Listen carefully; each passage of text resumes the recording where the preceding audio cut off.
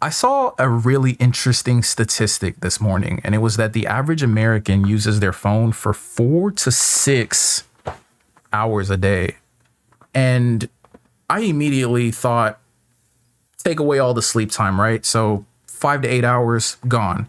So that leaves you with, I don't know, like 19 to 16 hours. So that amount of screen time could be anywhere from 20% to 40% of your entire waking day. And that is just interesting. And I can only really speak for myself. I think any topic I bring up on this video is just, I'm speaking for myself, but I think it could possibly germinate some interesting thought patterns or topics of rumination for you as well. So I think it's an interesting conversation to have in your own mind or with, the people in your life that you can physically interact with, or you can comment down below your thoughts and I would love to reply and have a conversation with you about it as well. But for me, that made me ask the question of why do I personally use my phone so much? Because for me, I'm definitely on the lower end. It's 2 to 3 hours a day, but it can get up there, right? But the thing is, I would be a liar to say that even a considerable amount of that time is productive. Like even like 30 or 40% of it is productive. Most of it is waste, like well over 50-60% of it is wasted time. Whatever productive work I do on my phone, whether it's sending emails or posting content or doing clerical work, could be done in 10% of the amount of time that I actually do spend on my phone. Swear to God, probably less than that, to be honest with you. And so I was just wondering, why? Why do I spend so much time on my phone? A couple of simple answers came out right off the bat. And so I thought, okay, the apps are made to be addicting. And that's true. They literally hire psychologists to make the apps more addicting. I know Facebook's done that. I think Twitter has done that. And it's not even like a whole rabbit hole or iceberg. That's just kind of common knowledge at this point. They do go out of their way to make it addicting. But that wasn't really the answer I was looking for some reason. So then I thought, okay, they designed the phones, the people who actually make them design them so that they will seamlessly integrate into our lives. So Samsung, Google, Apple, etc., make them so that we're basically cyborgs at this point. Our palm is just a screen, really. And I think we are in this kind of cyberpunk, the beginning of like a cyberpunk age of humanity where we're becoming cyborgs, basically. We already have the smart glasses, the smart watches. There's, some people who are getting tech embedded into their neural system. So it's going to get really interesting. That's not the topic for today, although we are kind of tangentially covering it. It's really interesting to think about it. But all that to say, that wasn't really the answer I was looking for either. But I think both of those answers, addiction and the seamless integration, come together to make an interesting framework that I can use to get deeper with what I might be looking for. And so when I put the two of them together, I realized that the seamless integration of the technology is a medium for the addiction itself. But that still that leaves me with just the addiction, right? So addiction is the thing that's happening. That's the why, but it's not really the why I'm looking for. So then I start to look a little bit deeper into the addiction. And so I'm sitting here during my breaks of work today. I'm using my phone way less because I'm just thinking about this now. So I'm super conscious about it. And so whenever I get a break between work, I'm just thinking, okay, what does addiction have to do with all of this? And it made me ask the question of what pain am I trying to cover up with this addiction? Because from my very surface level understanding of addiction, anecdotal with myself, other people, I took some classes in college, Psych 101, Psych 102, cognitive behavioral therapy. And I'm not talking about hardcore addiction like meth or, anything crazy like that, although it can include that. But everyone's addicted to something, right? Like our phones, for example. So everyone deals with addiction on some level for the most part, unless you're a very rare human being. And you probably wouldn't be looking at this if you were the kind of human being that literally has no addiction or no addictive experiences whatsoever. So for the most part, it's something that we all deal with. And so I thought, what is my understanding of addiction? And it brought me to the idea that pain is something we try to cover up using addiction. So I thought for myself, what pain am I trying to cover up with the addiction to my cell phone? And I had a lot of answers. Some of them were good, some of them were bad, but I think the most honest answer is that it's the pain of boredom. I think it's an aversion to what is presently going on in my life. I think that it's an inability for myself to accept what's happening in the present moment. And the present moment has been something that's kind of been turned into like a buzz phrase or a buzzword. But if you pay attention to, philosophy for basically all of time or religion for all of time, the present moment is something very sacred. Like even in like, I'm a practicing Christian, so I think even Jesus mentions that a lot. I think it's like Matthew 6:33, leave for tomorrow what is tomorrow's and concern yourself with the things of today, like present moment, bro.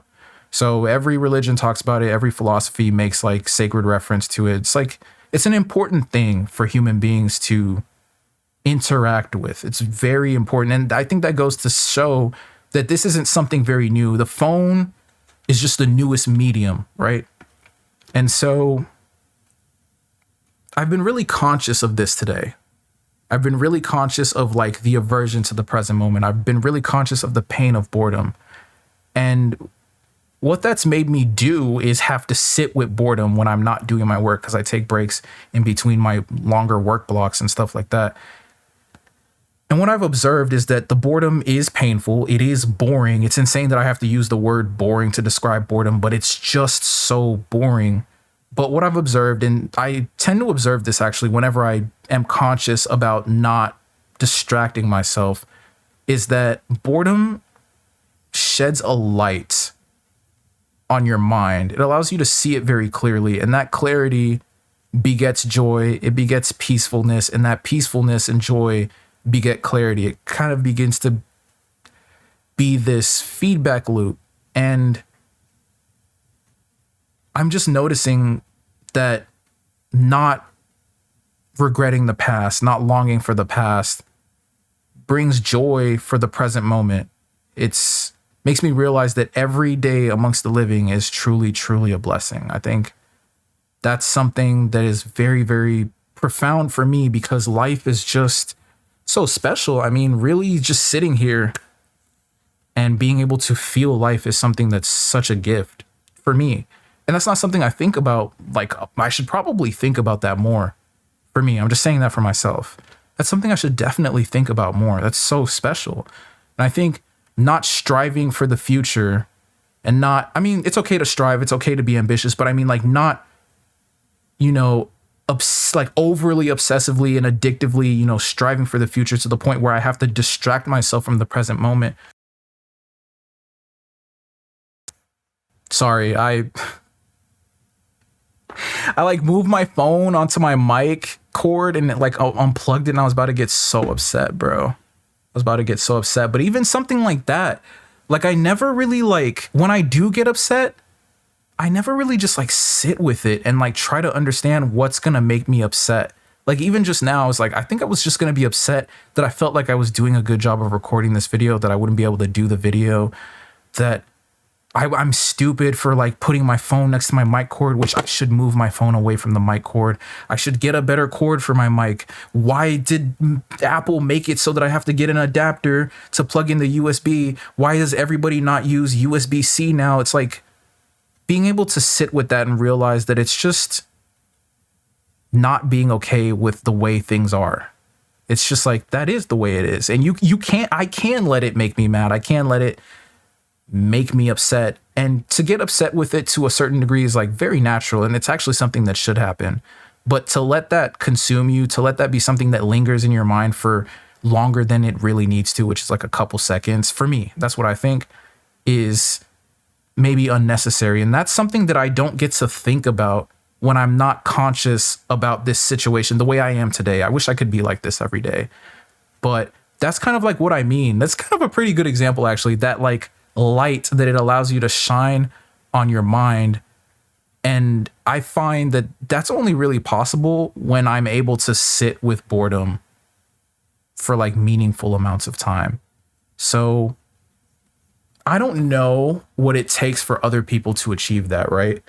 I don't even know like what it regularly takes for me to achieve that, because like I meditate every day and I still don't think like this all the time, right? I think the meditation might bring some presentness to my life, but it's not anything. I'm not enlightened, bro. Like I'm more conscious today just by literally being present with these thoughts.